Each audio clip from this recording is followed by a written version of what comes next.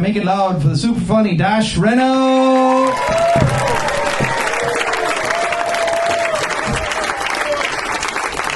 Okay, ladies and gentlemen.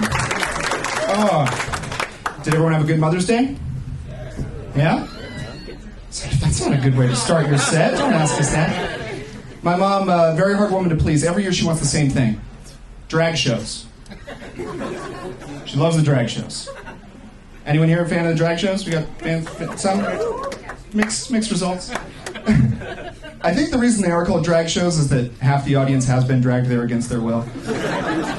But I'm a fan. No, she's made me come to appreciate them. I think they're wonderful. Though I have never been to a drag show that did not start with someone on stage saying, "All right, folks, now where are all the straight men in the audience?" What gave me away, the Levi's and the Vans?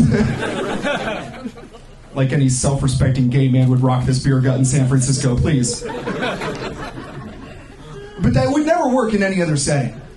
Imagine if a country musician was to start his show. "All right, folks, welcome out now. Now, where are all the homosexuals at in the audience? Let me see y'all's hands now. I want to make sure y'all feel welcome. Get them up against the wall." You guys been to the San Francisco Zoo recently? Yeah. Been to the zoo here? Did you notice these signs that they have up all around the zoo? "No moleste los animales." What is going on in the Spanish-speaking community, folks? They're not telling anyone else not to molest the animals. I had to ask my buddy Hector about this. I was like, "Hector, what's going on with these signs?" He's like, "No, man, it's just about bothering them." No, Hector. It's not just about bothering them. Don't molest the animals. This is a big deal. It's a dangerous time to be speaking Spanish, folks. There was headlines just the other day. Some guy got caught outside of D.C. speaking Spanish with no ID and got deported. That's funny to some of you, I guess. No one warns you in second grade when you're choosing between Spanish and French that one of those might get you deported someday. The other one might get you a hand job in college. We got a couple series. There's a couple here in the front. Yeah. How'd you guys meet? In the dating apps? No. No? Mutual friend. Maybe it's not too late. Maybe now's the time. No. I get it. Mutual friends. Not everyone's a fan of the dating app, folks. I get it. I actually found my wife on Tinder. Thank you. That's how I got custody of my son.